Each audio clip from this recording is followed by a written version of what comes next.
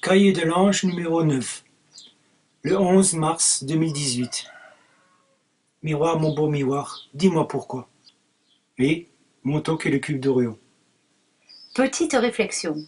C'est fou, extraordinairement fou quand on y pense. Le nombre de gourous et de coachs de vie de la vague New Age qui nous promettent une vie psychique, voire spirituelle, confortable sous couvert de méthodes EFT, EMDR, PMT, TAT, Lester Levenson, Reiki, Ho'oponopono, CNV, la communication non violente ou transformative, maïeutésie, hypnose ericksonienne, PNL, satsang, karma yoga, chamanisme, thérapie quantique et tutti quanti. Alors que la cause fondamentale du désordre en nous-mêmes est cette recherche d'une réalité promise par autrui, les gens obéissent mécaniquement à celui qui leur promet une vie spirituelle confortable, alors que la plupart d'entre eux sont opposés au désordre mondial, à la tyrannie politique et à la dictature. C'est extraordinaire à quel point ils acceptent l'autorité et la tyrannie de ceux qui déforment leur esprit et qui faussent leur mode de vie. D'après Krishnamurti, se libérer du connu. C'est à se demander pourquoi. Pourquoi peu de gens se posent véritablement cette question pourtant essentielle? Elle devrait être notre première interrogation lorsque nous sortons la tête de l'utérus de notre mère. Elle devrait être le moteur même de notre existence. Généralement, l'homme cherche toujours un bouc émissaire à ses propres misères, quelles qu'elles soient d'ailleurs, surtout lorsqu'elles lui paraissent dramatiques et insolubles, alors que se demander pourquoi elles se produisent dans ces circonstances lui sauverait la mise bien des fois. Pour disserter à propos de cette question épineuse, nous vous faisons part d'un songe de Genaël d'il y a quelques jours, qui fut bien évidemment le départ de nouveaux jeux de piste, nous amenant cette fois-ci au mystérieux cube d'Orion dont nous parlions dans le texte précédent, dans le cahier 8. Genaël raconte: Nina m'est apparue dans un rêve, triste et abattue. Mais elle avait plutôt l'apparence de sa fille Gaïa. Si vous ne vous rappelez pas qui est Nina, elle commençait à participer aux activités du réseau par ses publications sur son cancer et par ses apparitions dans plusieurs vidéos. Voir les liens sur notre site.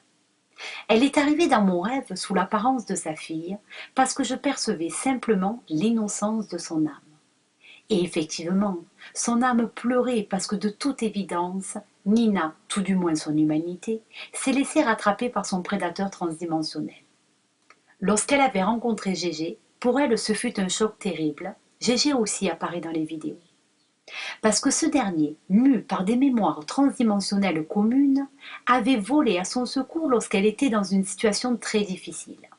Mais rebelle dans l'âme, très freestyle comme elle se disait, elle s'est laissée rattraper par ses programmes de dévalorisation et de manque d'argent, et en gros a commencé à semer la zizanie au sein du noyau du réseau Léo. Nous ne développerons pas ce versant de l'histoire, peut-être le fera-t-elle elle-même un jour. Le fait est que ne pouvant accepter ce genre d'interférence dans le fonctionnement du groupe, nous avons dû prendre la décision de l'écarter temporairement du réseau. Pour être plus précis, Genaël lui avait adressé un symbolique carton rouge, une expulsion momentanée du terrain de jeu pour l'inviter à réfléchir. Mais Nina ne s'est vraisemblablement jamais demandé pourquoi nous avons décidé de la mettre sur le banc de touche. Pourquoi un carton rouge? Quel symbole revêtait-il? Pourquoi elle? Sans jamais véritablement se remettre en question, elle se contentait tout bonnement de refouler sa colère sur nous. Mais pour qui vous prenez-vous? Hurlait-elle dans mon rêve. Au moment des faits, et blessée dans son amour-propre, nous avions évidemment relevé que Nina était sous l'emprise de son prédateur freestyler rebelle. Je lui notifiai alors simplement qu'au lieu de nous incriminer, de nous rejeter la faute et de nous traiter de je ne sais quoi, pourquoi n'a-t-elle pas osé se regarder dans le miroir et n'est-elle jamais venue nous demander pourquoi nous lui avons notifié un carton rouge? Pourquoi se retrouvait-elle soudainement mise à l'écart? Et pourquoi était-elle la seule à être mise sur le banc de touche? Nous avions déjà rencontré des circonstances semblables dans lesquelles certaines personnes de notre entourage ont basculé subitement sous l'influence de leur transdimensionnalité prédatrice et ont retourné leur veste. Soit. Pourtant, dans l'un des premiers dialogues de Genaël, Nina aurait pu y trouver une réponse. Il y était notifié.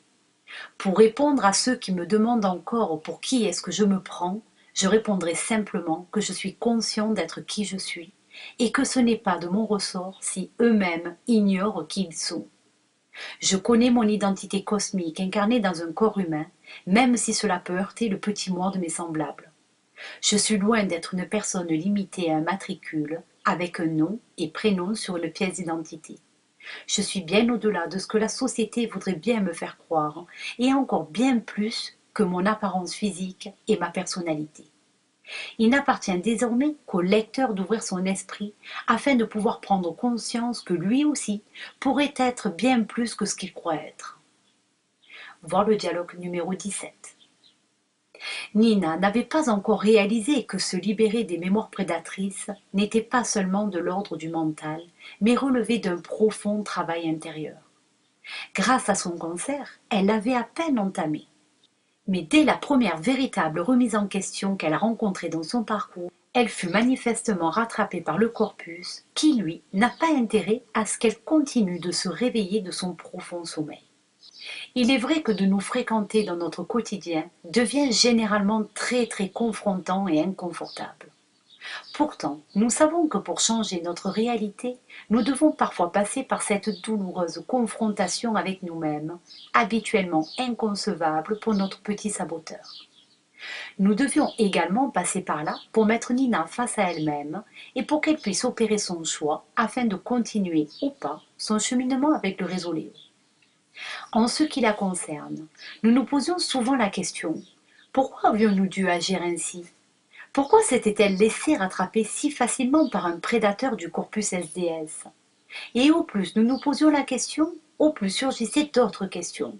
Pourquoi ceci? Pourquoi cela? Et surtout, pourquoi? Le fameux pourquoi. Qu'y a-t-il à comprendre derrière ce qu'il y a à comprendre? Naturellement, peu de gens cherchent à percer au-delà du premier mur d'illusion. Car au-delà de ce mur, la réalité peut parfois devenir infiniment déplaisante à découvrir. On devrait donc perpétuellement se poser les questions suivantes. Quelle est ma réalité? Est-elle la même que celle des autres? Nous avons déjà réfléchi et débattu plusieurs fois à ce sujet. Mais cette fois-ci, nous allons encore creuser plus loin dans la compréhension des mystères de la réalité et allons explorer au-delà de cet épais mur d'illusions. Nous savons déjà que la réalité est une construction de la pensée qui s'engouffre sur une seule ligne temporelle, un seul potentiel de réalisation, une unique fréquence de tangibilité, celle du moment présent. Il s'agit alors d'une réalité de troisième densité, mais qui n'est pas toute la réalité, ou du moins n'en est qu'une infime partie. Toute la réalité, la vraie réalité, est inconcevable par l'esprit, qu'il soit humain ou non humain, aussi longtemps qu'il reste captif d'une densité. Les Cassiopéens disaient à propos de la réalité. Question. Alors, il n'y a peut-être pas de commencement. S'il n'y a ni fin ni commencement, alors qu'y a-t-il? Réponse. L'ici et maintenant, qui est aussi le futur et le passé. Tout ce qui a été, est et sera, et tout cela simultanément. Voilà pourquoi seul un nombre très limité de personnes au sein de votre troisième densité sont capables de comprendre le voyage dans l'espace. Nous vous avons dit et répété que le temps n'existe pas et pourtant on vous a tellement endoctriné avec ce concept que vous n'arrivez pas à vous en débarrasser quoi que vous fassiez. Pas vrai? Imaginez que vous allez dans l'espace.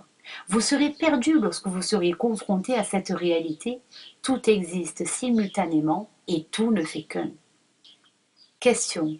Au sujet du temps, tel qu'on l'a évoqué l'autre jour, nous avons parlé du fait qu'à la constante de la lumière, il n'y a pas de temps, il n'y a pas de matière, il n'y a pas de gravité, mais pour que toute unité infinitésimale en deçà de la constante de la lumière, tout à coup, il y a de la gravité et de la matière.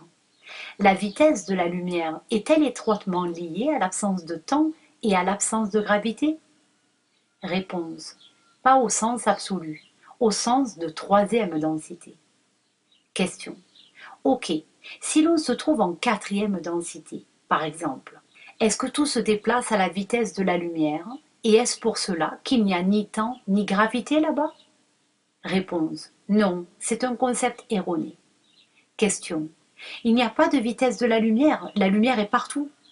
Réponse. Précisément, il n'y a pas de vitesse de la lumière en quatrième densité, parce qu'il n'y a pas besoin de la moindre vitesse. La vitesse elle-même est un concept de troisième densité. Extrait de l'onde, tome 8, pages 363-364. Nous pourrions alors nous demander pourquoi l'humain reste-t-il prisonnier de sa troisième densité de réalité alors que les gris ou les entités reptiliennes peuvent voyager en dehors des limites de celle-ci. Pourquoi l'humanité semble-t-elle verrouillée sur une ligne temporelle immuable qui est en train d'aboutir à un refroidissement climatique, des inondations gigantesques, des feux colossaux qui en fin de compte débouchera sur ce qui est révélé par diverses prophéties et même gravé sur les pierres de Georgia Gladstone. Nous savons que notre réalité personnelle et quotidienne s'est déjà modifiée par rapport à la réalité de la plupart des gens. Mais comment se fait-il que la majorité d'entre eux restent endormis dans leurs rêves quotidiens, même si beaucoup commencent à ouvrir un œil et dans leur pénible réveil se cantonnent à lutter contre l'ordre établi, à protester contre le gouvernement, contre les changements climatiques, contre les lois, contre la guerre et finalement contre toute la création? N'ont-ils toujours pas compris ou font-ils exprès de ne pas comprendre? Pour répondre à ces questions métaphysiques, laissons la parole à l'ange, notre conscience du futur qui nous a sidérés lorsque nous pûmes intégrer ce que nous en avons compris. La ligne temporelle sur laquelle navigue l'humanité actuelle la contraint à rester sur la trajectoire d'un futur incertain jusqu'en 2023.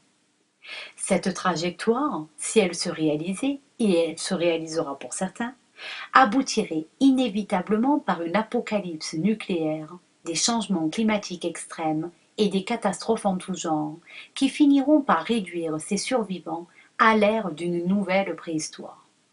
Jusqu'à présent, je ne vous apprends donc rien de neuf. Alors se pose la fameuse question, pourquoi cela? Pourquoi cette ligne temporelle est-elle figée jusqu'en 2023? Que se passera-t-il après? La réponse va paraître inconcevable pour les esprits linéaires et cartésiens ignorants, car elle dépasse amplement le domaine de la science-fiction. La trajectoire temporelle naturelle de l'humanité est artificiellement gelée par les expériences de projection temporelle qui se sont succédées à l'expérience de Philadelphie. Elles sont désignées et classifiées sous l'appellation Montauk jusqu'à Montauk 3, qui, cette dernière, reste toujours en cours.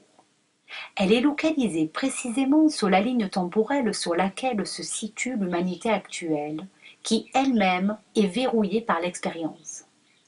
Donc, en théorie, l'humanité ne devrait pas pouvoir se sortir de son funeste destin. En pratique, heureusement, les choses sont un peu autrement. Vous savez que beaucoup d'âmes se sont incarnées pour tenter de dévier l'expérience humaine de sa ligne anthropique. Les Léos en font partie.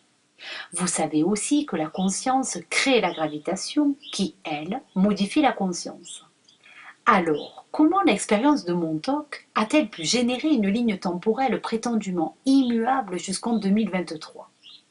Pour comprendre cela, nous allons courageusement pénétrer dans l'un des domaines de recherche le mieux protégé de la CIA, qui débuta par le projet Phénix.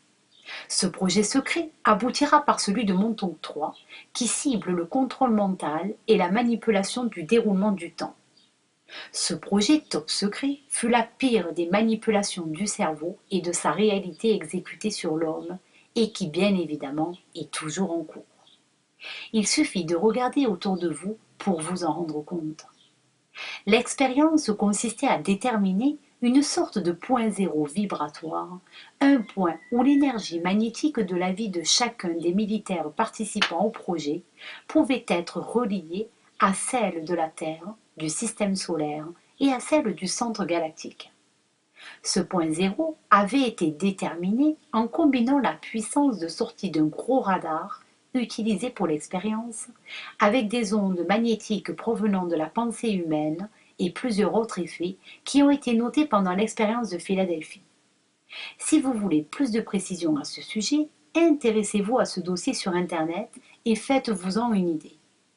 Le fait est qu'un peu plus tard au cours de l'expérience, des êtres de provenance transdimensionnelle, alertés par les effets de l'expérience sur les terres, prévinrent les scientifiques militaires des dangers qu'elle comportait et leur offrirent la technologie qui devait réparer l'ouverture dimensionnelle générée par l'expérience sur l'Eldridge.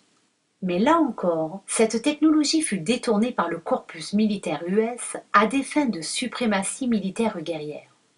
Les militaires US ont ainsi développé le voyage dans le temps et la manipulation mentale, puisque vous l'avez compris, ces deux concepts ne peuvent être dissociés.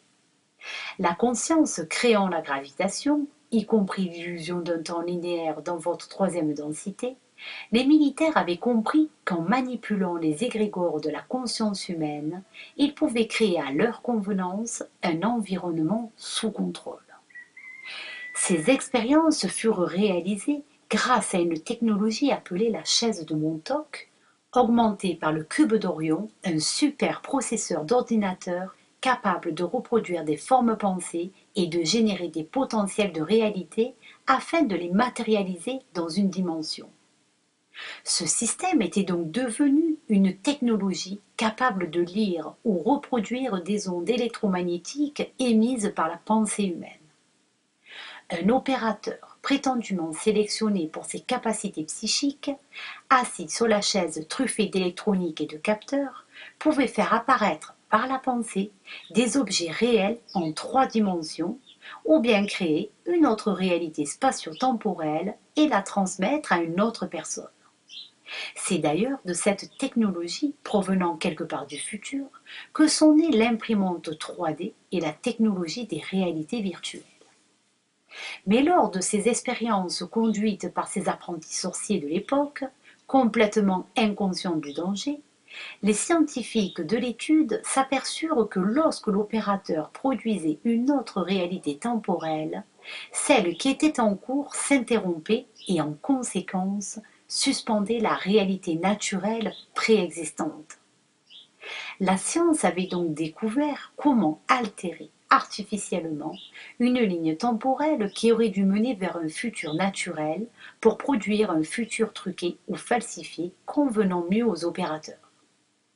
En 1977, ces apprentis sorciers comprirent comment reproduire des formes pensées via le transmetteur sans générer d'anomalies perceptibles dans l'espace-temps, ceci parce que le superordinateur confié par des extraterrestres savait retransmettre assez fidèlement toutes les fonctions psycho-affectives du cerveau. Au début de ces expériences, l'opérateur pouvait faire apparaître un objet auquel il pensait, presque n'importe où dans la zone d'expérimentation. Mais les scientifiques remarquèrent aussi que l'objet n'apparaissait pas toujours là où il devait apparaître, et comprirent alors qu'il ne pouvait se densifier que dans des endroits magnétiquement neutres. Ils déterminèrent ainsi qu'un champ magnétique nul était indispensable pour que l'objet puisse se matérialiser. C'est à partir de cette expérience que fut inventé le terme de l'œil qui voit tout, le fameux symbole Illuminati. Car ce sont par ces expérimentations sur la conscience de la réalité que les manipulateurs SDS humains sont devenus capables de pénétrer la pensée intime d'un individu. Il suffisait de quelques brins de son ADN pour que l'opérateur puisse voir, sentir, percevoir ce que l'individu en question voyait, entendait ou ressentait. Comprenez-vous alors pourquoi les services de police de la planète se partagent les prélèvements et les fichiers ADN ? Ces expériences extraordinairement ignobles ne s'arrêtèrent pas là. Elles continuèrent sous une autre dénomination jusqu'en 1987. Toutefois, dès 1970, la marine US, en collaboration étroite avec l'URSS, eut également accès à la technologie des voyages dans le temps. C'est aussi dans les années 60, en explorant les couloirs du temps, qu'une première expédition russo-américaine réussit à aller sur Mars. Depuis ces années-là, des colonies humaines existent sur cette planète, puisque nous l'avons déjà signalé dans d'autres publications, Mars n'est que la Terre elle-même, ou plutôt son altère transdimensionnel, situé sur une autre ligne temporelle qui se reflète dans la ceinture de Van Allen. C'est pour cette raison qu'on y retrouve encore des monuments antiques, des pyramides, des villes, des galeries souterraines, un système d'énergie sans câble, etc. Beaucoup d'enfants et d'adultes qui y vivent en ce moment même font partie des milliers de disparus sans laisser de traces, à qui on a effacé la mémoire et qui font souvent la une des journaux et des avis de recherche sur Terre. Depuis 1980, la technologie de Montauk est pleinement opérationnelle. Elle est assez puissante pour modifier la conscience de l'humanité, générer des décalages de l'espace-temps et corriger les paradoxes qui pourraient en résulter. Parmi d'autres raisons encore, dont celle de l'alimentation, des vaccins, des OGM, etc., ce sont précisément ces décalages de l'espace-temps qui retardent l'ascension de l'humanité dans sa nouvelle réalité d'existence. Les expériences de Philadelphie, jusqu'à celle de Montauk III, ont donc révélé et prouvé que la réalité que connaît l'humain de son environnement est pure manifestation de sa conscience et que cette conscience, lorsqu'elle parvient à voyager dans les couloirs du temps, devient capable de générer de nouvelles réalités dans le passé ou dans le futur. En définitive, ces nouvelles réalités ne sont que des potentiels inscrits dans l'antimatière que la conscience qui déboule dans un point du temps-espace devient capable de créer et de lire en tant que réalité. Une autre propriété de cette technologie est qu'elle peut contrôler une grande population à distance, même de l'empêcher de réfléchir de manière autonome et rationnelle. Elle est utilisée à cette fin pour contrôler la quasi-totalité de l'humanité et pour lui laisser croire ce que le corpus opérateur l'influence à croire. Cette manipulation leur est d'autant plus avantageuse lorsque cet opérateur est investi d'une conscience prédatrice qui n'en a que faire de la loi du libre arbitre et des lois universelles.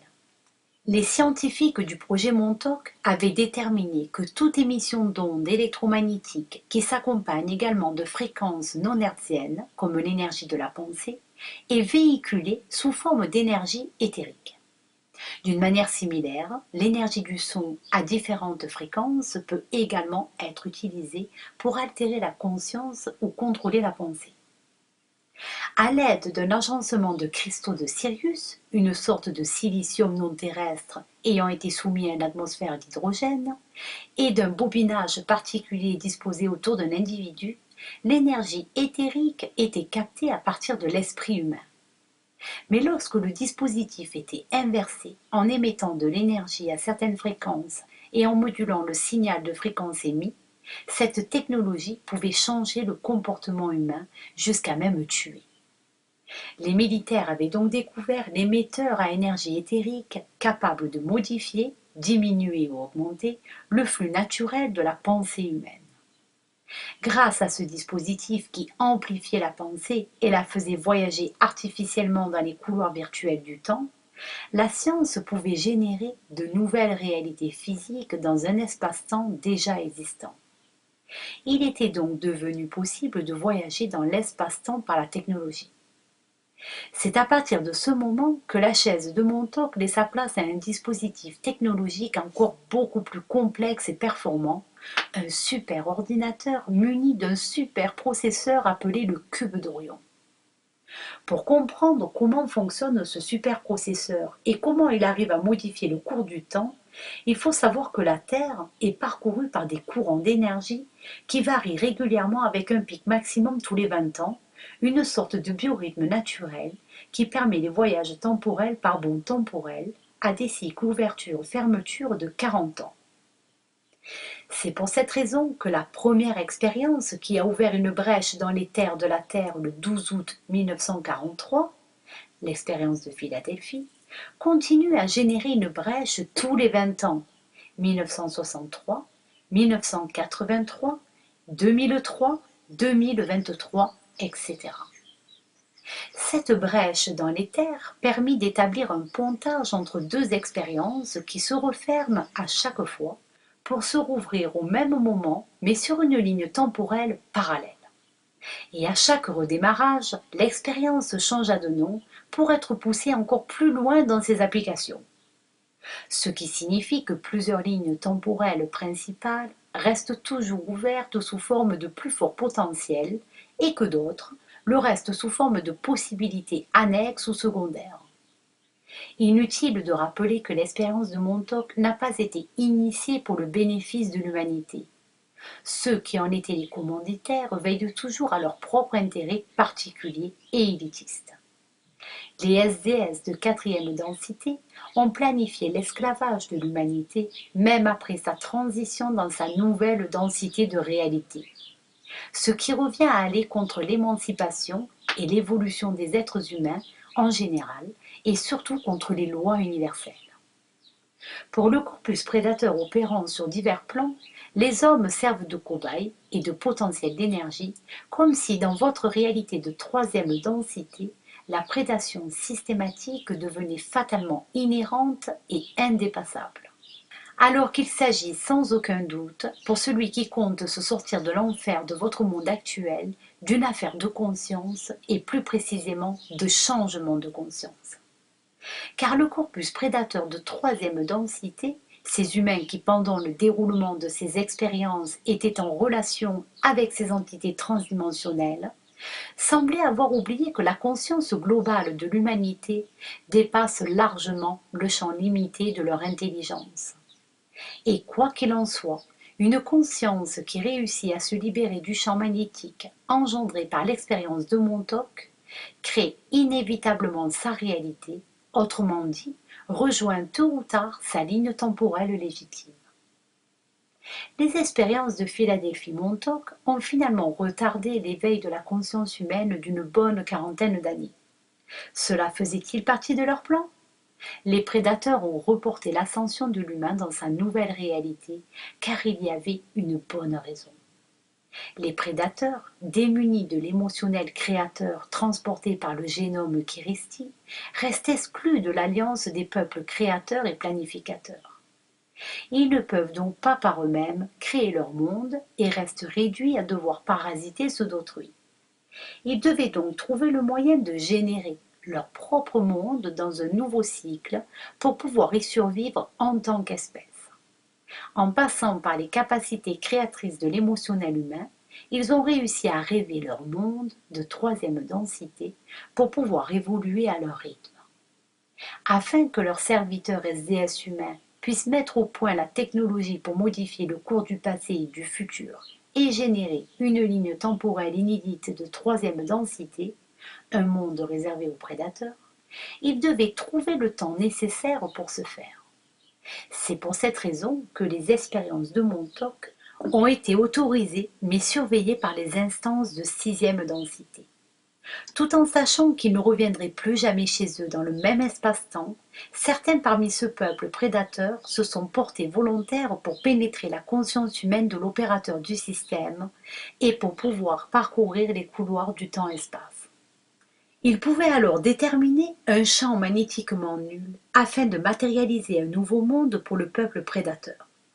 Il a été densifié sur Alpha Draconis et Orion, précisément les constellations d'où ils sont censés provenir.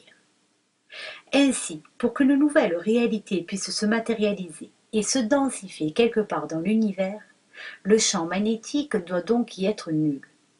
N'est-ce pas ce phénomène qui est aussi sur le point de se préparer sur votre planète et dans votre système planétaire ? C'est parce que le champ magnétique produit par le Soleil maintient la Terre dans sa réalité qu'après sa diminution, puis la quasi-cessation durant un bref instant de ce champ magnétique, la nouvelle Terre se densifiera après sa gestation dans l'antimatière. Il existera donc quelque part deux terres dans la réalité de l'univers. En ce qui nous concerne, retenons que de l'expérience de Montauk découlent trois lignes temporelles. L'humanité serait donc toujours positionnée sur la ligne de temps générée par celle que nous appelons T1 et qui est supposée disparaître progressivement. Car trois lignes sont désormais en lice. La ligne de temps T0, censée être la ligne naturelle d'accès à la quatrième densité. Cette ligne de temps normale est celle à cause de laquelle tous les efforts de détournement sont faits par les prédateurs avec la création de la ligne T1 afin de maintenir cette humanité en troisième densité et perpétuer la dépendance et le joug qui lui sont imposés depuis sa chute. La ligne de temps T1 représente les différentes expériences qui découlent de l'expérience de Montauk réalisée par le NOM, le Nouvel Ordre Mondial. Elle réunit, pour un même dessin, les manipulations génétiques, les manipulations climatiques, la manipulation des consciences, dont l'objectif visé est la technocratisation et la robotisation des sciences, des consciences et des gouvernements. Ceci afin de générer un maximum de conflits avec un maximum d'efficacité, mais avec un minimum d'opposition de la population pour produire le chaos et imposer la solution globaliste et mondialiste. Un nouvel ordre mondial doit faire suite à ce chaos organisé et vise à renfermer l'humanité dans un énième cycle de servitude aux prédateurs Anunnaki. Ils vont y parvenir pour ceux restés en troisième densité, mais échoueront envers ceux qui parviendront en quatrième densité SDA. La ligne de temps T2 produit l'arrivée d'une sorte de tempête magnétique qui est à l'origine d'une accélération temporelle à travers le phénomène d'ionisation solaire. Cette onde serait générée par l'appel à l'aide des consciences humaines piégées précisément par l'expérience de Montauk. Cette onde magnétique, qui bouleverserait les conditions psychiques de l'humanité, n'affecterait pas spécialement les lignes T1 et T0, mais elle accélérerait le processus d'élévation de conscience et le transit plus rapide d'une partie de l'humanité en quatrième densité. Cette onde produirait comme une sorte de trou de verre dans le temps-espace galactique qui relierait de manière accélérée une partie de l'humanité actuelle à son nouveau futur. Elle est générée non pas de manière artificielle par une technologie matérielle, mais par un processus naturel induit par les consciences de cinquième densité incarnées dans des corps humains. Quoique très accéléré, ce processus d'éveil de conscience est autorisé par les instances planificatrices de par leur connaissance de la génétique et de l'épigénétique et par le fait qu'il ne met pas en jeu le libre arbitre humain. Ces trois lignes temporelles sont censées s'être recoupées fin 2012. Cependant, la ligne T1, même en perdant de la puissance, serait toujours en cours alors que la T2 augmenterait en vitalité. Ceci est effectivement une vérité, puisque la ligne de l'expérience de Montauk 3 aboutira en 2023, créant ainsi une accélération au changement. La création d'un trou de 40 ans dans notre espace-temps a donc permis de laisser pénétrer dans notre dimension de réalité des milliers de vaisseaux spatiaux extraterrestres ou extranéens, reptiliens, prédateurs ou non prédateurs, planificateurs ou observateurs, car l'expérience de Montauk fut pour les entités transdimensionnelles une expérience d'un grand intérêt scientifique pour les unes, mais également potentiellement très dangereuse pour les autres. Ainsi, plusieurs groupes d'extranéens ou d'extraterrestres ont assisté à l'expérience en 1983, dont plusieurs de la Confédération galactique d'Orion et divers groupes de reptiliens d'Orion. Mais il faut savoir que les entités qui ont participé à l'ensemble des expériences depuis Philadelphie jusqu'à Montauk 3 sont en conflit avec d'autres entités qui, elles, sont les planificateurs Elohim ou Kadistou de 5 et 6e densité. Ce sont donc ces planificateurs, aidés par des humains de l'équipe au sol munis de la génétique Kiristi, qui ont généré la ligne temporelle T2, celle qui va conduire une partie de l'humanité sur sa nouvelle Terre dans une autre dimension d'existence. Cette dernière étant une nouvelle réalité matérialisée et densifiée par un égrégore de conscience supérieure, quelque part sur une ligne temporelle divergente de la ligne temporelle de la Terre actuelle. Question à l'ange. Si nous comprenons bien, ceux qui, comme nous, ont accepté d'aider l'humanité à transiter en quatrième densité, ne pourront plus jamais retourner sur la planète d'origine. Cela est vrai, mais ils retourneront sur sa planète jumelle, décalée dans l'espace-temps. Car une loi scientifique et quantique, qui en somme est une loi universelle, dit qu'il est impossible que deux objets de même nature puissent être au même endroit en même temps. Car par un phénomène d'autocombustion, ils se consumeraient pendant de longs moments, le temps que le paradoxe temporel puisse se rétablir. Vous retournerez sur votre planète d'origine, mais son environnement aura changé d'époque. Bien qu'il puisse voyager par les couloirs du temps, ce principe est également applicable pour les êtres transdimensionnels. En prenant des risques, ils savent tout de même comment contourner ces paradoxes. Sur Terre, par exemple, éviter un paradoxe temporel suppose de décaler le point d'arrivée d'un saut temporel au minimum de 3 heures par rapport à son heure de départ. Question à l'ange. Peux-tu nous préciser en quoi consiste la technologie du cube d'Orion? Cette technologie est toujours classée top secret par le corpus prédateur. Mais certaines choses peuvent désormais être révélées au public sans vous mettre en danger. Le cube d'Orion est un superprocesseur qui n'a pas son pareil sur Terre. Il est une sorte de Rubik's Cube qui, au lieu de comporter 26 cubes, en recèle des milliards. Cette quantité incalculable de cubes sont en réalité des cristaux d'une sorte de silice qui n'existe pas sur Terre dans sa troisième densité. Il s'agit d'une technologie provenant des reptiliens sauriens, Sauriansmen, qui ont participé aux expériences sur les voyages temporels à Montauk.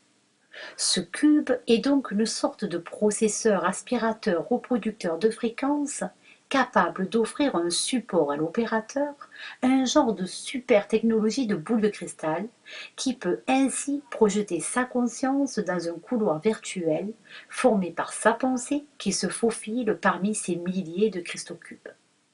Cette pensée débouchera donc quelque part dans un futur ou dans un passé dont l'opérateur aura choisi la date.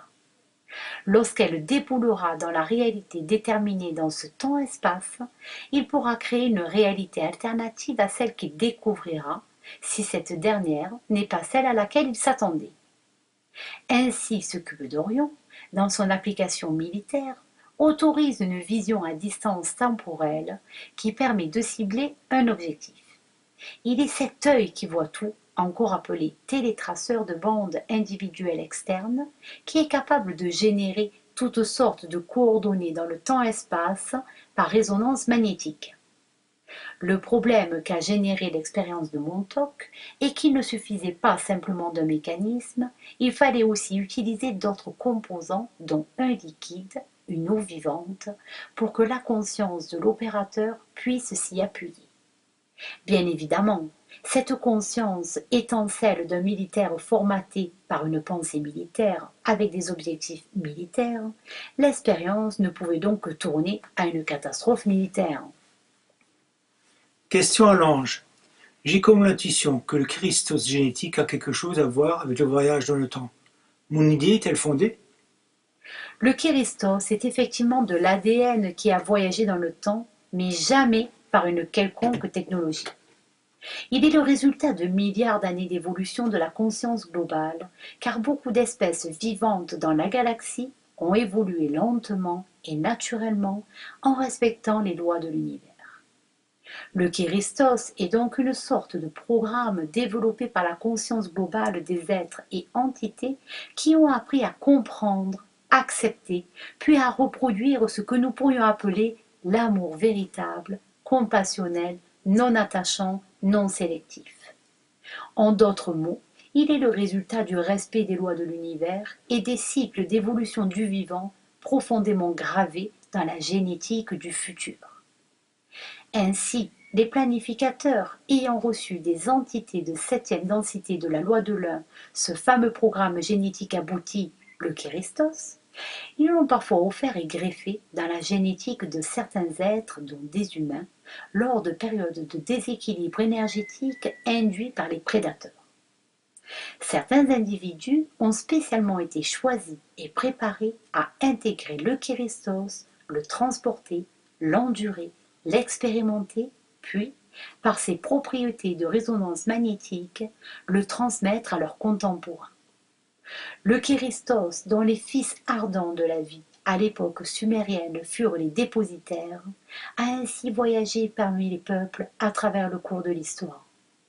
Certains Cathares, Templiers, Cagots et autres peuples sémites mystiques et mystérieux étaient de ceux-là.